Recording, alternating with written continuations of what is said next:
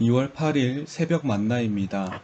오늘 하루도 말씀으로 시작하며 좌로나 우로나 치우치지 않는 건강한 신앙인의 삶을 살아가는 우리들이 되길 기도합니다. 오늘 우리가 나눌 하나님의 말씀은 베드로후서 1장 12절에서 21절의 말씀입니다. 본문의 말씀을 제가 읽도록 하겠습니다. 그러므로 너희가 이것을 알고 이미 있는 진리에 서 있으나 내가 항상 너희에게 생각나게 하려 하노라. 내가 이 장막에 있을 동안에 너희를 일깨워 생각나게 함이 옳은 줄로 여기노니 이는 우리 주 예수 그리스도께서 내게 지시한 것 같이 나도 나의 장막을 벗어날 것이 임박한 줄을 알미라. 내가 힘써 너희로 하여금 내가 떠난 후에라도 어느 때나 이런 것을 생각나게 하려 하노라. 우리 주 예수 그리스도의 능력과 강림하심을 너희에게 알게 한 것이 교묘히 만든 이야기를 따른 것이 아니요 우리는 그의 크신 위엄을 친히 본 자라. 지극히 큰 영광 중에서 이러한 소리가 그에게 나기를 이는 내 사랑하는 아들이요 내 기뻐하는 자라 하실 때에 그가 하나님 아버지께 존귀와 영광을 받으셨느니라. 이 소리는 우리가 그와 함께 거룩한 산에 있을 때에 하늘로부터 난 것을 들은 것이라. 또 우리에게는 더 확실한 예언이 있어 어두운 데를 비추는 등불과 같으니 날이 새어 샛별이 너희 마음에 떠오르기까지 너희가 이것을 주의하는 것이 옳으니라. 먼저 알 것은 성경의 모든 예언은 사사로이 풀 것이 아니니 예언은 언제든지 사람의 뜻으로 낸 것이 아니요 오직 성령의 감동하심을 받은 사람들이 하나님께 받아 말한 것임이라. 아멘. 오늘 우리가 읽은 본문은 베드로가 죽음을 예감하며 성도들에게 나누는 권면의 메시지입니다. 이전 1절에서 11절의 말씀을 통해서 베드로는 성도들의 삶의 바른 모습에 대한 권면을 했습니다. 이후 오늘의 말씀을 통해 그 이유를 설명합니다. 그런데 베드로는 자신에게 죽음이 점점 다가옴을 성령을 통해 알게 되었습니다. 성도 여러분, 우리에게 죽음이 가까이 오고 있음을 알게 된다면 무엇을 하시겠습니까? 호랑이는 죽어서 가죽을 남기고 사람은 죽어서 이름을 남긴다 라고 합니다. 보통 사람들은 자신의 이름이 이 땅에 내 주변에 기억되기 위해 애를 쓸 것입니다. 그러나 베드로는 그러지 않았습니다. 마지막 날이 다가왔을 때 너희가 나를 기억하는 것이 아니라 내가 전한 내 안에 계신 예수님만이 남기를 원했습니다. 우리의 삶의 모습 또한 이러했으면 좋겠습니다. 나의 이름, 나의 행적이 나를 위한 것이 이 땅에 남는 것이 아니라 오직 예수님만이, 그분의 말씀만이 남기를 원합니다. 베드로는 예수님과 그분의 말씀이 진실되게 남아있기를 바랬습니다. 그래서 16절에서 18절의 말씀을 통해 변화산의 사건이 진실임을 증언합니다. 교회 공동체 안의 거짓 교사들은 베드로가 증언한 예수님에 대한 이야기가 만들어진 것이라고 가르쳤습니다. 그러나 거짓 교사들의 가르침이 거짓이었습니다.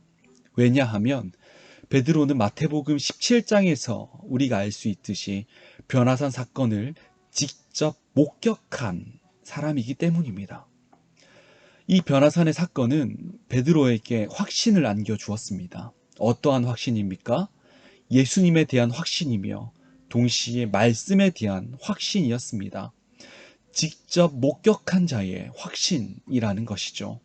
이러한 확신, 이러한 신앙적 체험이 베드로를 좌로나 우로나 치우치지 않게 만들었습니다. 물론 베드로는 두려움에 주님을 부인했을 때가 있었습니다.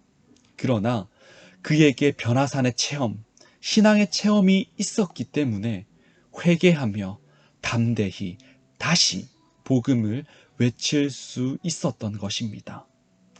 저와 여러분이 베드로와 같이 목격자의 삶, 확신한 자의 삶을 살아가길 원합니다. 우리는 세상에서 계속 흔들릴 수 있습니다. 그러나 우리에게 말씀에 대한 확신, 하나님에 대한 확신, 그리고 삶 속에서 경험한 신앙적 체험이 우리에게 있다면 좌로나 우로나 치우치지 않을 것입니다. 오늘 하루 말씀에 대한 확신과 더불어 신앙적 체험을 구하는 복된 날이 되시기를 축복합니다. 이 변화산의 사건은 구약 성경의 예언의 말씀이 확증된 것이라 19절에서 이야기하고 있습니다. 구약 성경은 하나님께서 이 땅을 구원하실 것을 말하는데 그 약속을 확증한 사건이 변화산 사건이라는 것입니다. 19절의 말씀을 제가 다시 한번 읽겠습니다.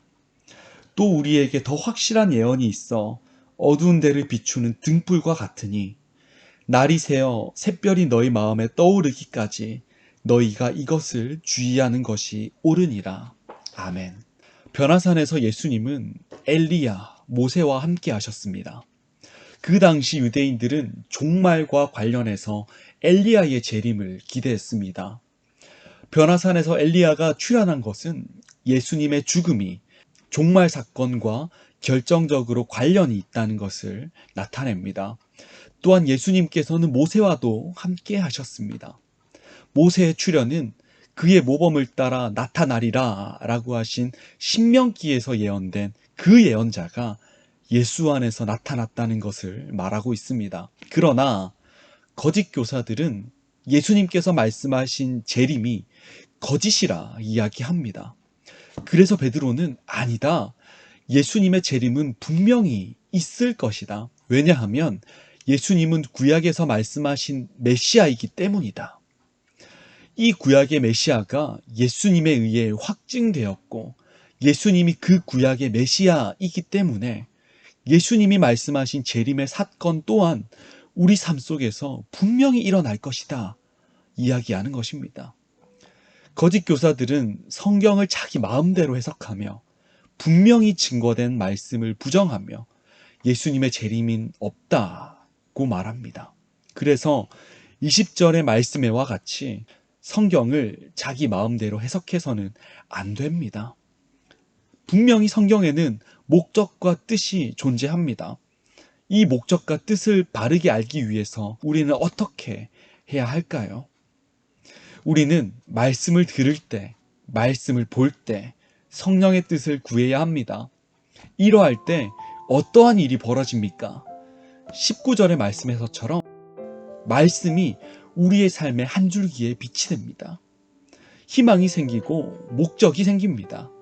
예언이 예언다워질 때 이것이 우리의 한 줄기에 빛이 되고 우리는 그 빛을 따라 나아갈 수 있습니다. 오늘 하루도 성령의 지혜를 구하며 말씀을 가까이 하는 복된 날이 되시기를 축복합니다. 나아가 그 말씀이 우리의 나침반이 되어 좌로나 우로나 치우치지 않고 예배자의 삶을 살아가시는 저와 여러분이 되시기를 주님의 이름으로 축복하고 기도합니다. 기도하겠습니다. 사랑의 하나님, 오늘도 우리에게 말씀을 허락하시고 그 말씀을 따라 하루를 시작하게 하심을 감사합니다. 주님, 바라옵기는 우리에게도 베드로와 같이 말씀의 확신, 신앙의 체험이 있게 하여 주옵소서. 우리는 늘 연약하여 이리저리 넘어질 때가 많습니다. 우리의 연약함을 고백하오니 우리의 지성을 견고하게 하셔서 흔들리지 않게 붙잡아 주옵소서.